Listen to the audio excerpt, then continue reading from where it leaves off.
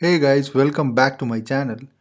In the previous videos, we covered about basic Linux commands like pwd, present working directory, mkdir, which is make directory, cd, which is change directory, and in the previous video, we covered about ls, which is listing of files and directories, and touch command. In this video, we will learn something really interesting and time saving commands which you can use in your day-to-day life. To begin with, let's say you want to read a simple file which is something like this input file which has three columns: name, age and gender.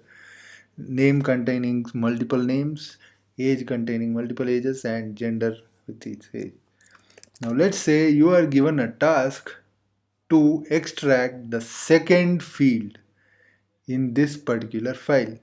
Now, in general, you can use different approaches, different languages to extract whatever you want. But let us take a simple example which I have used right now by writing it in Python.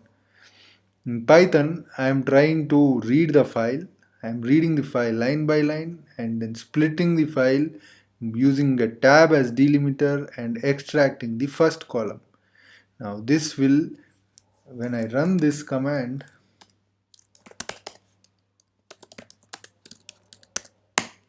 you will get the age. Now, how can we speed up this process rather than writing so much of code? We have two approaches. First one is cut command. Cut is a built-in command in Linux which you can use to extract the field which you want to extract, like -f2 -d delimiter, then input file. You get the same output. Now you can use another powerful language or a script which is called awk.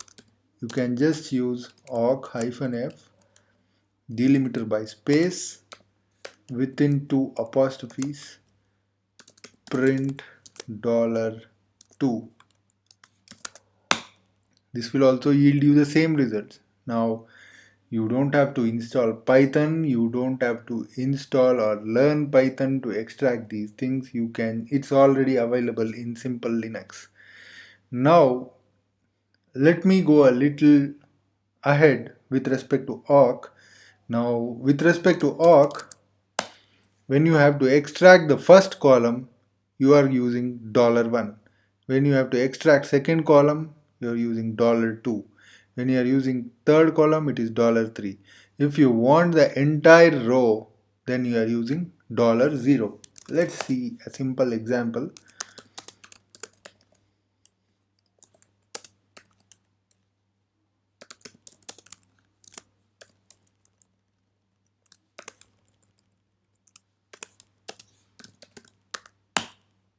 As you can see, this is one of the powerful tools which are available in Linux. That's it for this video. Thank you. If you like this video, please do like, share and subscribe. Thank you.